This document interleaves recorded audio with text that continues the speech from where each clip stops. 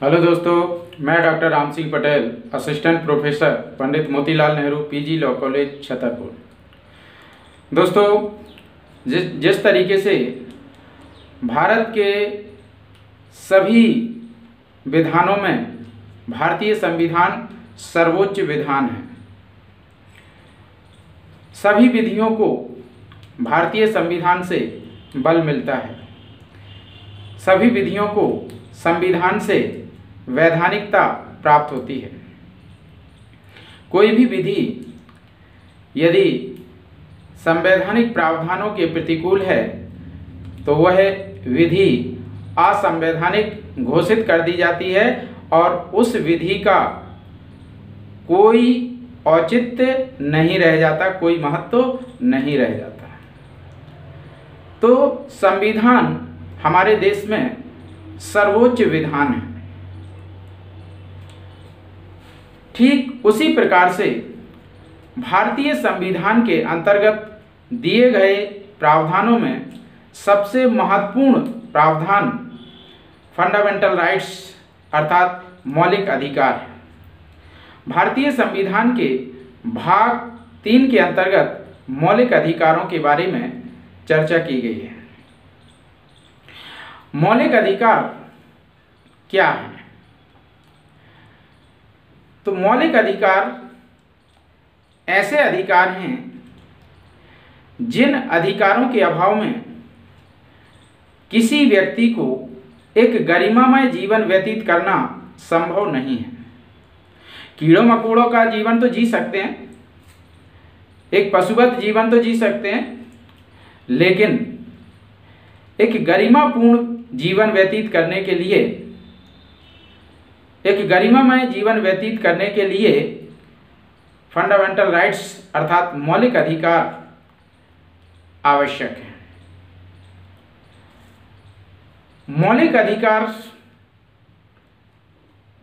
कहाँ से आए, इनकी उत्पत्ति कैसे हुई, तो इसके संदर्भ में हम देखें तो 1215 में ब्रिटेन में वहाँ के सम्राट के द्वारा अपने नागरिकों पर काफ़ी अत्याचार किए गए।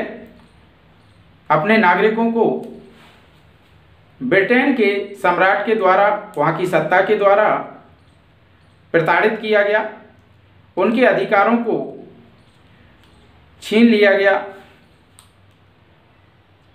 तो वहाँ की जनता ने विद्रोह कर दिया, एक सत्ता के खिलाफ संघर्ष छेड़ दिया। और यह संघर्ष इतना तीव्र था कि ब्रिटिश सम्राट के लिए अपनी सत्ता खतरे में नजर आने लगी। परिणाम स्वरूप ब्रिटिश सम्राट के द्वारा वहाँ के नागरिकों के लिए कुछ अधिकार घोषित किए गए जिनकी मांग वहाँ के नागरिकों के द्वारा की जा रही थी। लेकिन नागरिकों ने कहा कि ऐसे अधिकार आप कई बार घोषित कर चुके हैं और बाद में उन अधिकारों को आप छीन लेते हैं, आप नकार देते हैं। चूँकि हमारे पास इसके संदर्भ में कोई सबूत नहीं होता, कोई दस्तावेज नहीं होती है जिसके आधार पर हम यह साबित कर सकें कि ये अधिकार हमारे हैं। इसलिए आप हमारे अधिकारों को लिखित में एक दस्तावेज के रूप में हमें प्रदान करें। यहाँ पर विश्व का पहला अवसर था जबकि किसी राष्ट्र प्रमुख के द्वारा अपने नागरिकों के लिए लिखित में अधिकार प्रदान किए गए। 1215 में ब्रिटिश सम्राट के द्वारा अपने नागरिकों के लिए कुछ अधिकार लिखित में प्रदान किए गए। अधिकार जिस दस्तावेज के माध्यम से प्रदान किए गए, जिस दस्तावेज में लेखबद्ध किए गए, उस दस्तावेज को नाम दिया गया मैग्ना कार्टा। मैग्ना कार्टा विश्व का पहला लिखित दस्तावेज है जिसके माध्यम से नागरिकों के लिए अधिकार प्रदान किए गए। इसके पश्चात इस मैग्ना कार्टा से प्रेरित होकर के विश्व के अलग अलग देशों ने अपने यहाँ पर नागरिकों को दस्तावेजी प्रारूप में, लिखित रूप में अधिकार देना प्रारंभ किए। और इसी श्रृंखला में अमेरिका के द्वारा अपने नागरिकों को लिखित में अधिकार देने का कार्य किया गया। न केवल अमेरिका ने लिखित में अपने नागरिकों को अधिकार दिए, बल्कि अमेरिका ऐसा पहला देश था जिसने अपने यहाँ के संविधान में नागरिकों के अधिकारों को सम्मिलित किया और इन अधिकारों को नाम दिया गया फंडामेंटल राइट्स, मौलिक अधिकार। और जब भारत आजाद हुआ और भारत के संविधान का निर्माण हुआ, तो हमने अमेरिका के संविधान से प्रेरित होकर के अमेरिका के संविधान से फंडामेंटल राइट्स को, मौलिक अधिकारों को स्वीकार किया। अर्थात हमने अपने संविधान में मौलिक अधिकारों को अमेरिका के संविधान से लिया हुआ है। अब प्रश्न उठता है कि मौलिक अधिकारों को मौलिक अधिकार क्यों कहा जाता है? मौलिक अधिकारों को मौलिक अधिकार क्यों कहा जाता है? पहली चीज तो मौलिक अधिकार देश के सर्वोच्च विधान अर्थात संविधान के द्वारा प्रदत्त किए जा रहे हैं, संविधान के द्वारा दिए जा रहे हैं, संविधान के द्वारा घोषित किए जा रहे हैं, इसलिए इनको हम मौलिक अधिकार कहते हैं। दूसरा, मौलिक अधिकारों को मौलिक अधिकार इसलिए भी कहा जाता है क्योंकि मौलिक अधिकार किसी भी व्यक्ति को एक गरिमामय जीवन व्यतीत करने के लिए आवश्यक है। इन मौलिक अधिकारों के अभाव में कोई भी व्यक्ति एक गरिमामय जीवन व्यतीत नहीं कर सकता। इसलिए भी इन अधिकारों को मौलिक अधिकार कहा जाता है। इसके अलावा मौलिक अधिकारों को मौलिक अधिकार इसलिए भी कहा जाता है क्योंकि अन्य जो नागरिकों के लिए अधिकार दिए जाते हैं वह किसी न किसी विधि के द्वारा प्रदत्त किए जाते हैं और वह लीगल राइट्स कहलाते हैं, विधिक अधिकार कहलाते हैं। और वह अधिकार नागरिकों के लिए अन्य व्यक्तियों के विरुद्ध प्राप्त होते हैं। जो नागरिकों के लिए विधि के द्वारा विधिक अधिकार प्रदत्त किए जाते हैं, लीगल राइट्स दिए जाते हैं, वह अधिकार अन्य नागरिकों के विरुद्ध या अन्य व्यक्तियों के विरुद्ध प्राप्त होते हैं। जबकि फंडामेंटल राइट्स, मौलिक अधिकार राज्य के विरुद्ध प्राप्त होते हैं।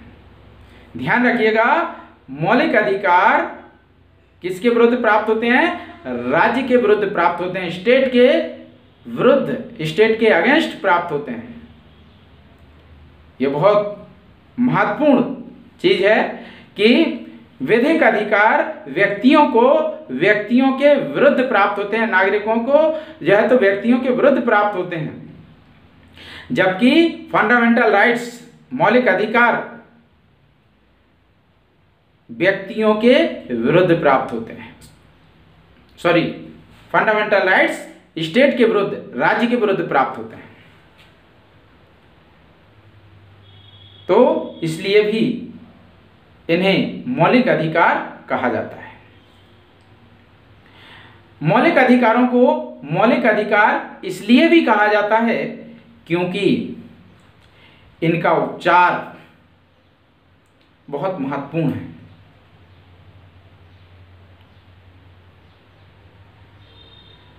व्यक्तियों के, नागरिकों के जो वैधानिक अधिकार होते हैं, विधिक अधिकार होते हैं, जो कि विधियों के द्वारा प्रदत्त किए जाते हैं,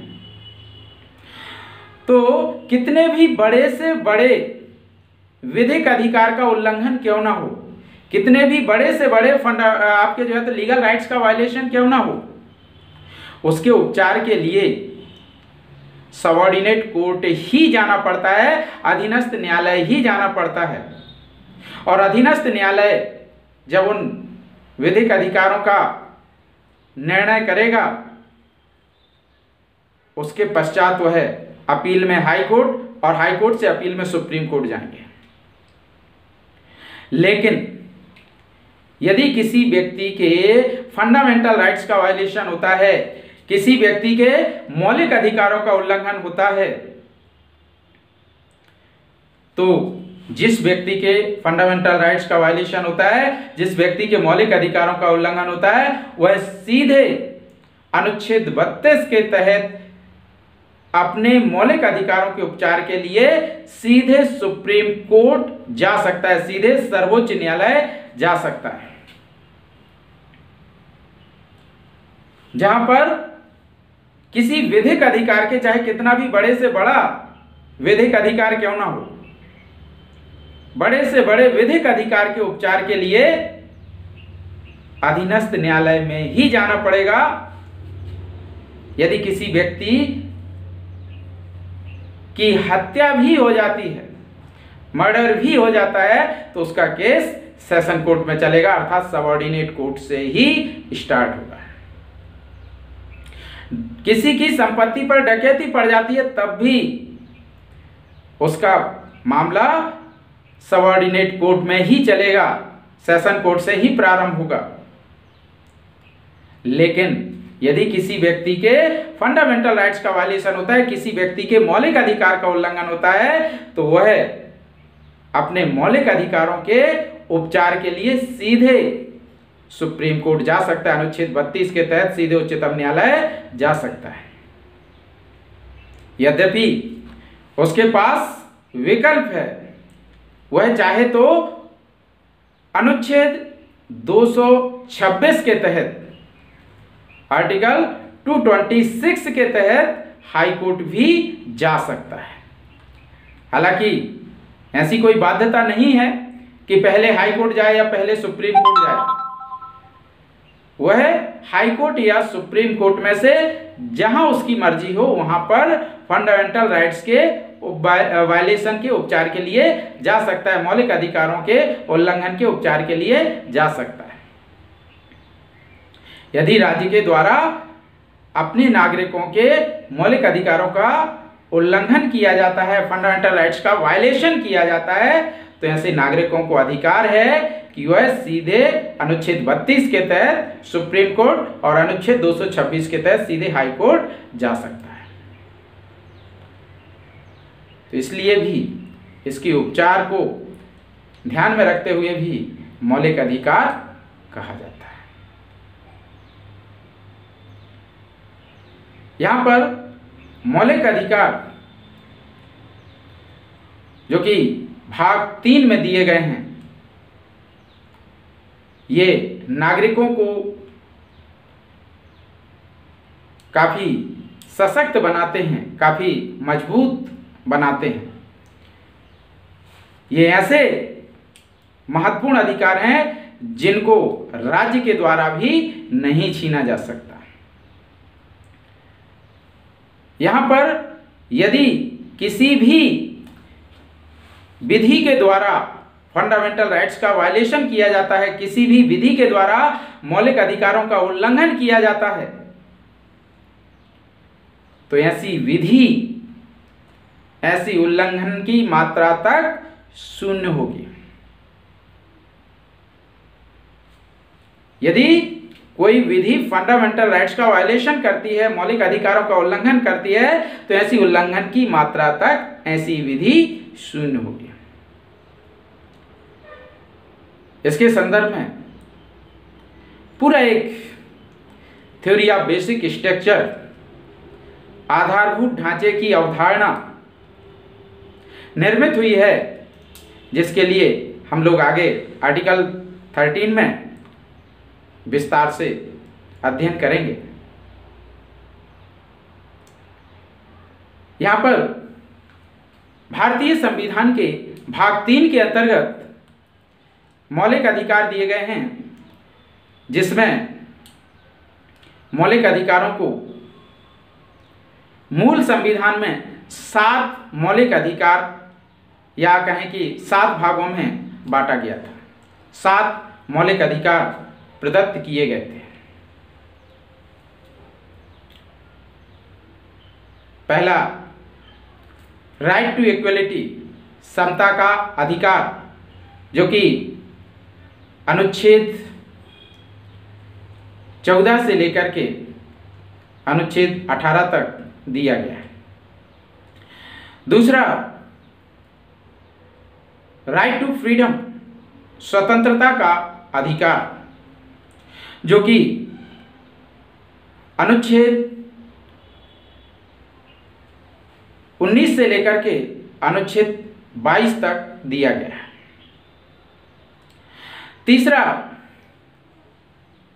राइट अगेंस्ट एक्सप्लॉयटेशन, शोषण के विरुद्ध अधिकार, जो कि अनुच्छेद 23 और अनुच्छेद 24 में दिया गया है। इसके बाद अनुच्छेद 25 से लेकर के अनुच्छेद 28 तक राइट टू रिलीजन, धार्मिक स्वतंत्रता का अधिकार दिया गया है। पांचवा, अल्पसंख्यक वर्गों के शिक्षा एवं संस्कृति के अधिकार, अनुच्छेद 29 और 30 में प्रदत्त किए गए।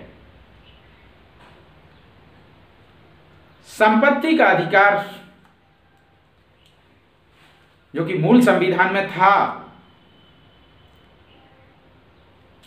44वें संविधान संशोधन 1978 के द्वारा 44th अमेंडमेंट 1978 के द्वारा संपत्ति के अधिकार को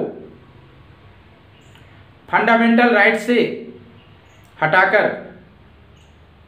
आर्टिकल 300A के अंतर्गत एक वैधिक अधिकार के रूप में, एक लीगल राइट्स के रूप में स्थापित किया गया। और छठवां मौलिक अधिकार है कॉन्स्टिट्यूशनल रेमेडीज, संवैधानिक उपचारों का अधिकार, अनुच्छेद 32।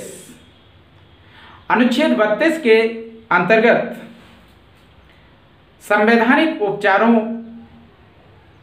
का उल्लेख किया गया है, जिसके तहत नागरिकों के किसी भी फंडामेंटल राइट्स का वायलेशन होने पर सुप्रीम कोर्ट के द्वारा अनुच्छेद 32 के तहत दी गई 5 रिटों में से कोई भी रिट जारी करके उन फंडामेंटल राइट्स का उपचार उपलब्ध कराया जाता है, जिसमें परमादेश, प्रतिषेध, उत्प्रेषण, बंदी प्रत्यक्षीकरण और अधिकार रक्षा, 5 प्रकार की रिट्स जारी करने का सुप्रीम कोर्ट को अधिकार दिया गया है। अनुच्छेद 226 के तहत हाईकोर्ट भी इन रिट्स को जारी कर सकता है। यदि किसी भी नागरिक के द्वारा फंडामेंटल राइट्स के वायलेशन के संदर्भ में हाईकोर्ट या सुप्रीम कोर्ट में पिटीशन लगाई जाती है तो उसके उपचार के लिए हाईकोर्ट या सुप्रीम कोर्ट जहां पर भी पिटीशन लगाई गई है उसके द्वारा हैवियस कार्पस अर्थात बंदी प्रत्यक्षीकरण की रिट, मैंडेमस अर्थात परमादेश की रिट,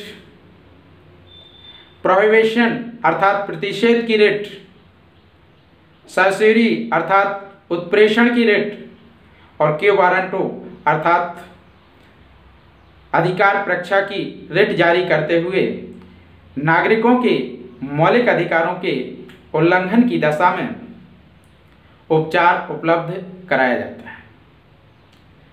तो ये एक संक्षिप्त परिचय हमने यहाँ पर फंडामेंटल राइट्स अर्थात मौलिक अधिकारों के संदर्भ में देखा। इनका विस्तृत अध्ययन हम एक एक आर्टिकल करके अगले वीडियोस में इसका अध्ययन करेंगे।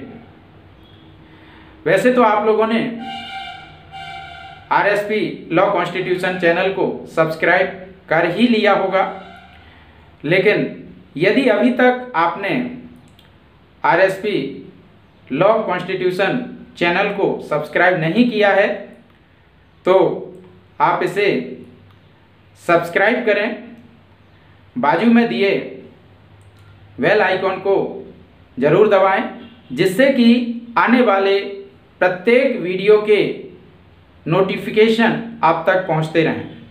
साथ ही साथ इसे लाइक करें और अधिक से अधिक लोगों को इसे शेयर करें जिससे कि अधिक से अधिक लोगों को इससे लाभ प्राप्त हो सके। धन्यवाद, नमस्कार।